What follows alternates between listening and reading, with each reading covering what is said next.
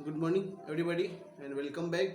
आज का हमारा टॉपिक है first law of thermodynamics. First law of thermodynamics में हमें क्या सिखाता है? ये हमें एनर्जी कंजर्वेशन का रूल सिखाता है। मतलब हमेशा एनर्जी जो होती है किसी भी सिस्टम के अंदर क्या होती है, हमेशा कंजर्व रहती है। कैसे देखो, किसी भी सिस्टम की जो एनर्जी है, किसी के पास जो एनर्जी है, उस एनर्जी को न तो हम कभी क्रिएट कर सकते हैं, हमारे अंदर जो एनर्जी है वो फिक्स है। हम एनर्जी को न तो क्रिएट कर सकते हैं न तो डिस्ट्रॉयड कर सकते हैं। बस हम एनर्जी को एक फॉर्म से दूसरे फॉर्म में क्या कर सकते हैं, कन्वर्ट कर सकते हैं। मतलब एनर्जी जो होता है, एनर्जी के कई सारे फॉर्म होते हैं। जैसे मैंने बोला, काइनेटिक एनर्जी है, पोटेंशियल एनर्जी है, रोटेशनल एनर्जी है, वाइब्रेशनल एनर्जी है। उसके बाद मैं आपको बोलूँ कि वर्क वर्क वर्क भी एक एनर्जी का फॉर्म है। तो ऐसे बहुत सारे एनर्जी के क्या होते हैं, फॉर्म होते हैं। हमेशा एक फॉर्म से दूसरे फॉर्म में क्या होता है, कन्वर्ट होते रहता है। जैसे मैं आपको समझाता हूँ। जैसे आप बोलोगे सर हम खाना खाते हैं, हमें तो एनर्जी मिल रहा है। हाँ, लेकिन जो हम खाना खा रहे हैं ना, वो एनर्जी किस फॉर्म में रहता है? केमिकल एनर्जी, केमिकल के फॉर्म में रहता है। हमारे बॉडी में डाइजेशन सिस्टम होता है और वो एनर्जी किस में कन्वर्ट होता है? हमारे लिए, हमारे में मैकेनिकल वर्क करने के लिए क्या होता है, उसमें कन्वर्ट होता है। मतलब उससे हम काम करते हैं। जैसे मैं पढ़ा रहा हूँ तो ये भी क्या हुआ, ये भी एक एनर्जी का फॉर्म हुआ। मैं अपनी जो मेरे अंदर जो एनर्जी स्टोर है उसको मैं किस में कन्वर्ट कर रहा हूँ? वर्क के फॉर्म में धीरे धीरे क्या हो रहा हूँ, कन्वर्ट कर रहा हूँ।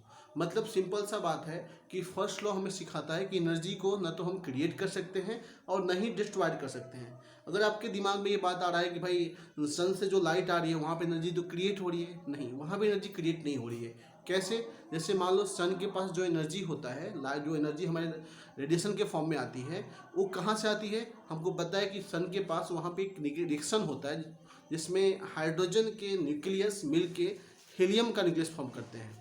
इस रिएक्शन के थ्रू एनर्जी क्या होता है, डेवलप होता है। हाई अमाउंट ऑफ एनर्जी क्या होता है, डेवलप होता है। अब ये एनर्जी, उस एनर्जी का ही कुछ पार्ट हमें किस फॉर्म में, लाइट के फॉर्म में मिलती है। अब उस एनर्जी को कौन यूज करता है? पेड़ पौधे यूज करते हैं अपना खाना बनाने के रूप में। और फिर उस एनर्जी को हम लोग क्या करते हैं, पेड़ पौधे वाली एनर्जी जो स्टोर करते हैं, वो एनर्जी को हम खा लेते हैं फल के रूप में, फूल के रूप में। अब उस एनर्जी को हम फिर से काम में, वर्क डन में क्या करते हैं, कन्वर्ट करते हैं। दौड़ने में, मतलब काइनेटिक एनर्जी में क्या करते हैं, कन्वर्ट करते हैं। मतलब ये जो जितना सर्किल है ना, ये पूरा क्या है, एनर्जी का कंजर्वेशन है। एक मतलब एनर्जी कन्वर्ट हो रहा है एक से, एक फॉर्म से दूसरे फॉर्म में। ठीक है ना? तो इस यही हमें सिखाता है कौन सा है, फर्स्ट लॉ। आओ देखते हैं क्या होता है फर्स्ट लॉ। देखिए क्या लिखा गया है।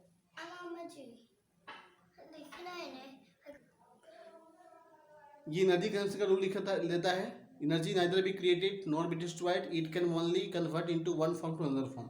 दैट इज, यूनिवर्स की जो एनर्जी हमेशा क्या होती है, कांस्टेंट रहती है। चलिए मैं आपको बताता हूँ कैसे इसका यूज क्या है। जैसे मान लीजिए कि ये एक सिस्टम है, कोई एक सिस्टम डिफाइन कर रहा हूँ। ये एक सिस्टम है, मान लो यहाँ पे, मान लो ये सिस्टम है और सिस्टम के पास कुछ, मान लो यहाँ पे पिस्टन लगा हुआ है। ये पिस्टन लगा हुआ है, इसके अंदर गैस फिल किए गए हैं, बहुत सारे गैस फिल किए गए हैं।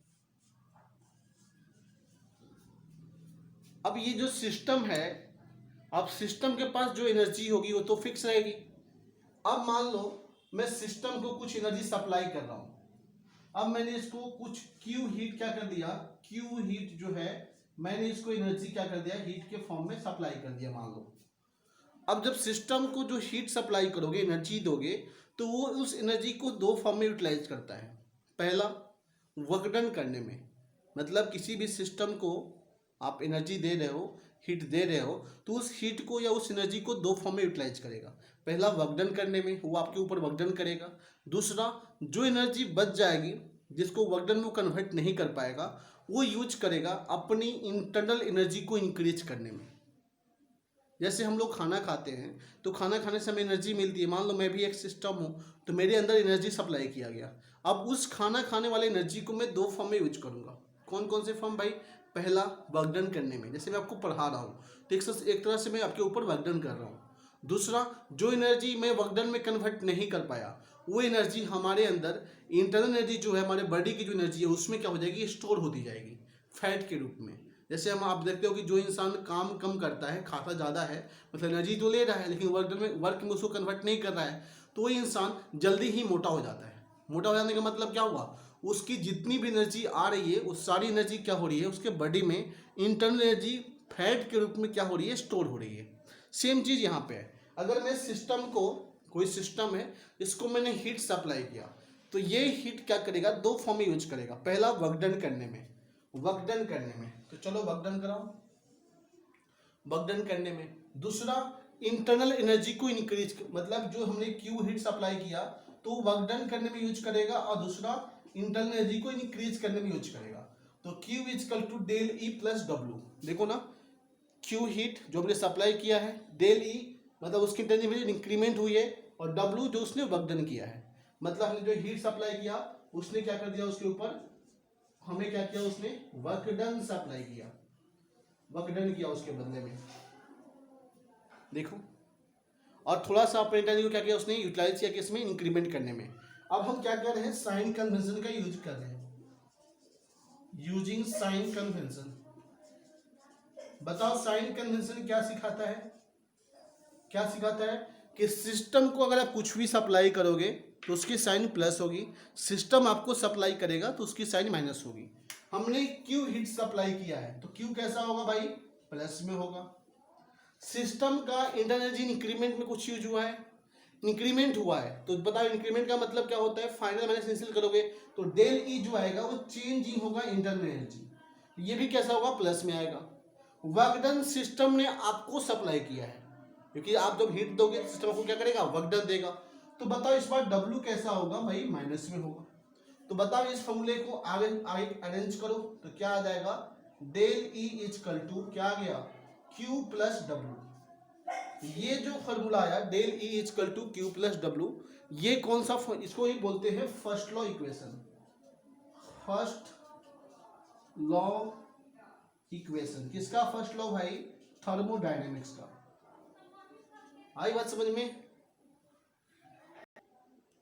ये क्या हो गया फॉर्मूला अपना, ये फॉर्मूला आ गया del E equal to Q plus W, जहां पे डेल ई का मतलब क्या है, डेल ई का मतलब है चेंज इन इंटरनल एनर्जी, जो भी आपकी इंटरनल एनर्जी है उसमें जो चेंज हुआ।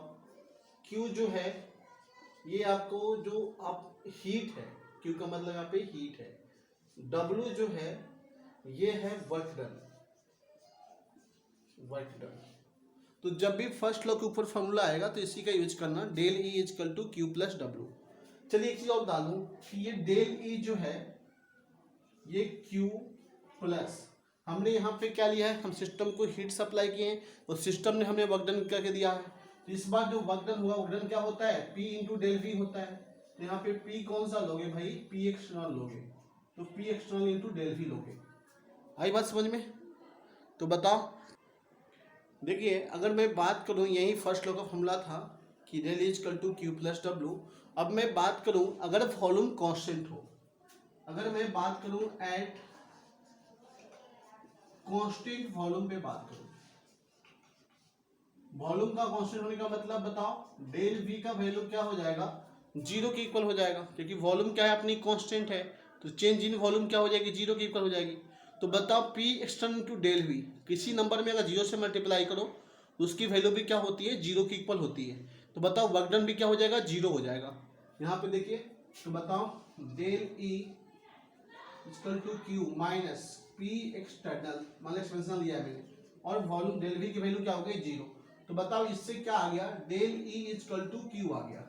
ये एक बहुत ही इंपॉर्टेंट रिजल्ट है, मतलब कांस्टेंट वॉल्यूम पे अगर आप सिस्टम को हीट सप्लाई करोगे तो कांस्टेंट वॉल्यूम है, मतलब वर्क डन तो होगा नहीं उस केस में, तो उस केस में सारा का सारा एनर्जी किस में यूटिलाइज जाएगा, उसके इंटरनल एनर्जी को इंक्रीज करने में।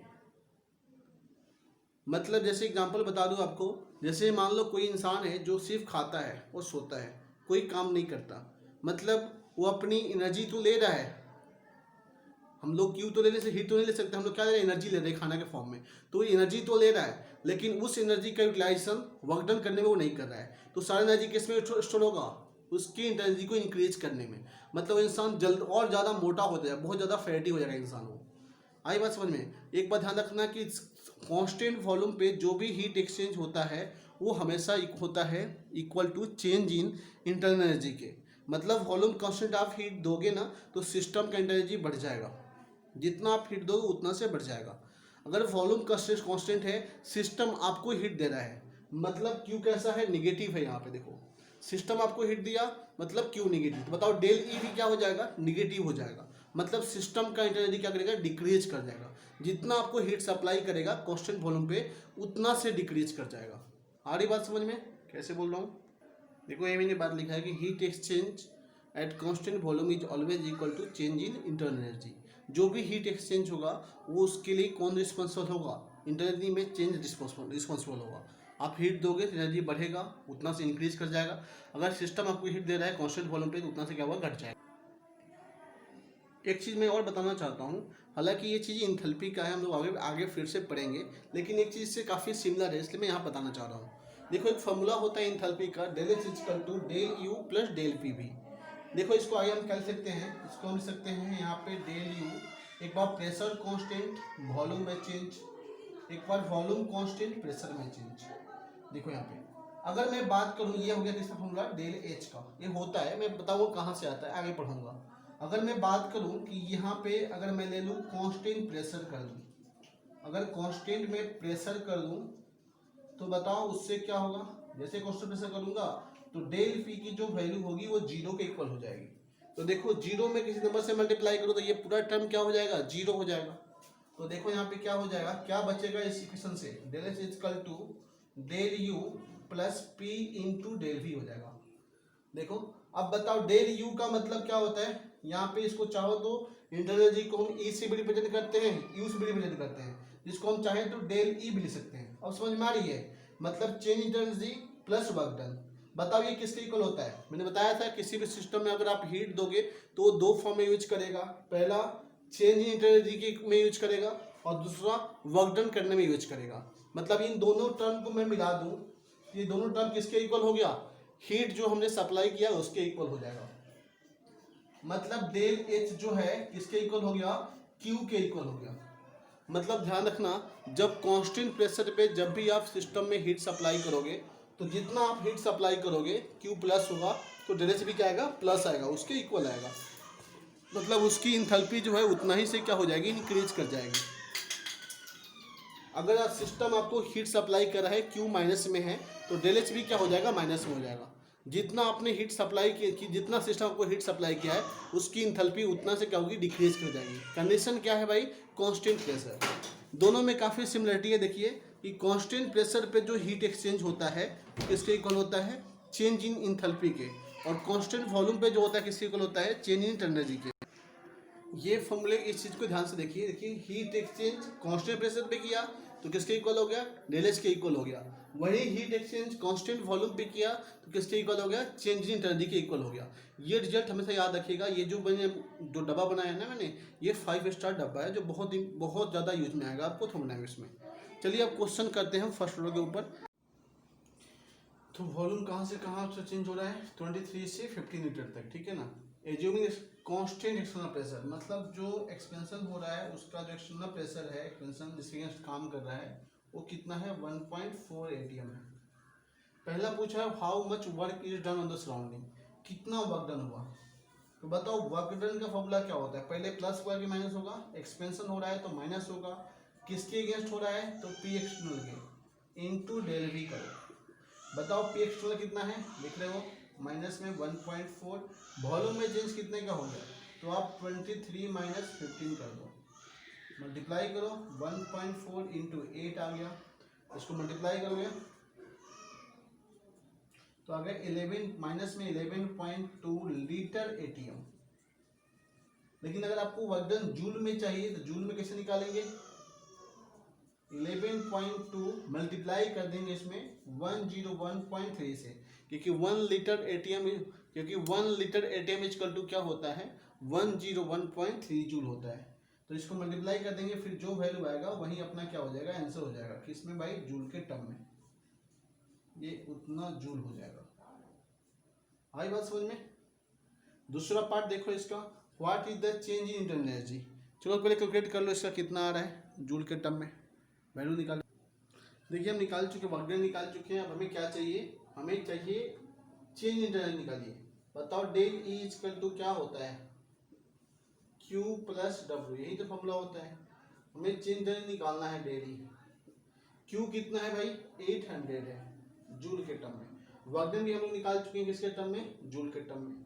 कितना है भाई, माइनस में 1134.56। देखिए अब क्या कीजिएगा, यहाँ से क्या निकल जाएगा आपका, डेल ई निकल जाएगा। कितना आ जाएगा देखिए, 1134.56 माइनस 800 से माइनस कर दो तो आ गया आपका 334.56। किसमें प्लस है कि माइनस, देखो माइनस वाला टर्म बड़ा है तो माइनस में आएगा। ये आपका आंसर आ गया, इतना जो मतलब इतना से इंटरनली क्या करेगी आपकी, डिक्रीज कर जाएगी। 334.56 से क्या होगी, डिक्रीज कर जाएगी। देखिए सेकेंड नेक्स्ट क्वेश्चन क्या है, suppose 75 kilo joule of heat is supply to the system. मतलब कितना हीट सप्लाई किए हैं भाई, 75 किलो जूल हीट सप्लाई किए हैं, लेकिन किस पे भाई, कांस्टेंट वॉल्यूम पे। तो बोला है calculate the change in energy. बताओ वॉल्यूम जब कांस्टेंट है, मैंने भी बताया था 5 स्टार फॉर्मूला जो बताया था कि हीट जो एक्सचेंज होता है कांस्टेंट वॉल्यूम पे वो हमेशा किसके इक्वल होता है, चेंज इन एनर्जी के इक्वल होता है। क्यों भाई, क्योंकि वॉल्यूम कांस्टेंट है, वर्क डन तो होगा नहीं, वर्क डन हमेशा क्या होगा, जीरो के इक्वल होगा। तो del E equal to Q plus W, W तो जीरो हो गया, तो del E equal to Q होगा। मतलब फॉर्मूला काम आ गया यहाँ पे। मतलब जानते हैं कि कांस्टेंट वॉल्यूम पे हम क्या जानते हैं, एट कांस्टेंट वॉल्यूम पे क्या होता है भाई, डेल ई जो होता है किसके इक्वल होता है, क्यू के इक्वल होता है। तो बताओ क्यू कितना है, 75 किलो जूल सप्लाई किए हैं, तो कैसा होगा भाई, प्लस में होगा। तो बताओ डेल ई यहाँ पे कितना है, 75 किलो जूल। तो बताओ डेल ई इक्वल टू क्या हो जाएगा, 75 किलो जूल क्या हो जाएगा, इसका आंसर हो जाएगा। मतलब जितना आप हीट सप्लाई की हो उतना ही से उसकी एनर्जी क्या करेगी, इंक्रीज कर जाएगी। चलो एक क्वेश्चन और छोटा सा क्वेश्चन लेता हूँ कि किसी रिएक्शन में या किसी सिस्टम में क्यू की वैल्यू जो है माइनस में है, वो 50 किलो जूल, माइनस का मतलब उसने हीट क्या किया होगा, रिलीज किया होगा। वर्क डन जो है, वर्क डन भी माइनस में है, कितना है 100 किलो जूल, उसने वर्क डन भी सराउंडिंग के ऊपर किया। आपसे डेली पूछ रहा है, मतलब कितना इंटरनल एनर्जी में चेंज आएगा वो पूछ रहा है। बताइए फॉर्मूला कौन सा होगा, कौन सा फॉर्मूला यूज करेंगे यहाँ पे, सिंपल सा, del E equal to Q plus W. अब बताइए डेल ई निकालना है, क्यू कितना है देखिए माइनस 50 किलो जूल, और आपका डब्ल्यू कितना है, ये है माइनस 100 किलो जूल। दोनों को ऐड कर दो सिंपल सा, तो कितना हो गया, माइनस 150 किलो जूल हो जाएगा किसका भाई, इंटरनल एनर्जी में चेंज। बहुत ही आसान क्वेश्चन है, आया समझ में। देखिए इस क्वेश्चन को क्या दिया है, बोला कि as system increase in volume it absorb 52.5 joule of energy in the form of heat.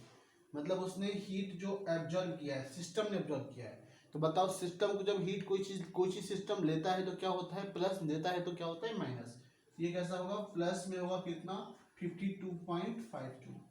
ठीक है, the piston is working against a constant external pressure. Pressure क्या है, कांस्टेंट, कितना है, पी एक्सटर्नल इक्वल टू कितना है, 0.5 एटीएम है। ठीक है, the final volume of the system is 58 litre. जो भी फाइनल है वो है 58 लीटर। ठीक है, what was initial volume of the system if decrease in internal, जो इंटरनल में डिक्रीमेंट हुई है वो कितना है, डेल ई की वैल्यू कितनी है, माइनस में है, डिक्रीमेंट हुई है इसलिए 102.5 जूल होगा। देखिए ये सारी वैल्यू मैंने लिख दिया एक साथ। अब मैं इसको सॉल्व करना शुरू करता हूँ। क्या पूछा है हमसे इनिशियल वॉल्यूम पूछा है, क्या होगा इनिशियल वॉल्यूम। तो इनिशियल वॉल्यूम निकालने के लिए पहले हम वर्क डन निकालते हैं। बताइए वर्क डन कितना होगा, बताइए कौन सा फॉर्मूला यूज करेंगे, फर्स्ट लॉ का फॉर्मूला यूज करो, डेल ई इक्वल टू क्या होगा, Q plus W. Del E कितना है देखो, ये दिया है माइनस में 102.5, क्यू कितना दिया है भाई, प्लस में दिया है कितना 52.5, वर्क डन। तो डब्ल्यू की वैल्यू यहाँ पे कितनी आ जाएगी, इसको करोगे तो 155 जूल आ जाएगी। अब देखो वर्क डन जो जूल में आया है, वर्क डन क्या होता है बताइए, किसके अगेंस्ट काम, माइनस में आएगा ना, देखिए माइनस में आएगा। वर्क डन क्या होता है, एक्सपेंशन हो रहा है तो माइनस में होगा। तो कैसे किसके अगेंस्ट काम कर रहा है, phi external into del V equal to क्या हो जाएगा, वर्क डन हो जाएगा। जो भी आपका वर्क डन है वो वर्क डन हो जाएगा। लेकिन ध्यान दो यहाँ पे वर्क डन जो आएगा ये लीटर एटीएम में आएगा, और यहाँ पे किस में दिया है, जूल में दिया है। तो या तो आप इसको जूल में लीटर में कन्वर्ट कर लो या इसको जूल में कन्वर्ट कर लो। चलो मैं इसको ही लिटरेटिव में कन्वर्ट कर दे रहा हूँ, कितना होगा 155 है। अगर हमें लिटरेटिव में चाहिए तो क्या करना पड़ेगा, डिवाइड करना पड़ेगा, किससे 101.3 से डिवाइड करना पड़ेगा। तो ये किस में आ गया, अब लिटरेटिव में आ गया। तो बताओ क्या हो गया, my formula P external into del V equal to minus में 155 डिवाइड बाई 101.3। बताओ पी एक्सटर्नल कितना है, आप देख सकते हो कितना दिया है भाई, 0.5 दिया है। तो यहाँ से आ गया डेल वी इजकल टू कितना, माइनस में 155 डिवाइड बाई 101.3, माइनस से माइनस कैंसिल, यहाँ से डेल वी मतलब जो वॉल्यूम में चेंज हुआ वो निकल के आ जाएगा, कितना 155 डिवाइड बाई 101.3 और यहाँ पे हो जाएगा 0.5। इसको सॉल्व कीजिए, देखिए कितना आ रहा है। जब हम इसको सॉल्व करेंगे, जब हम इसको सॉल्व करेंगे तो ये वैल्यू आ जाएगी, देखिए कितना आ रही है। हमें क्या करना है, हमें 155 में डिवाइड करना है 101.3 से, और फिर इसमें डिवाइड करना है किससे, 0.5 से। तो ये वैल्यू आ गई ऑलमोस्ट 3 के आसपास, मतलब ये 3.06 के आसपास आ रही है। तो इतना आ गया वॉल्यूम, डेल वी के वैल्यू आ गया। तो बताओ डेल वी का वैल्यू आ गया, डेल वी किसके इक्वल होता है, V final minus V initial के इक्वल होता है। तो बताओ वी फाइनल कितना है, 58 लीटर। वी इनिशियल तो हमें निकालना है, किसके, ये डिफरेंस किसके इक्वल हो जाएगा, 3.06 के इक्वल हो जाएगा। आई बात समझ में, वी इनिशियल यहाँ से निकल जाएगा आपका आराम से, वी इनिशियल निकल जाएगा, कितना आ जाएगा भाई, वी इनिशियल माइनस कर दो किससे भाई, 58 माइनस 3.06 कर दो, कितना आ गया भाई, देखो 58 में 3 गया कितना 55, तो ये हो जाएगा 54.96 लीटर के आसपास इसका आंसर हो जाएगा। मतलब जो इनिशियल वॉल्यूम थी वो कितनी हो जाएगी, देखिए 54.96 लीटर, ठीक है।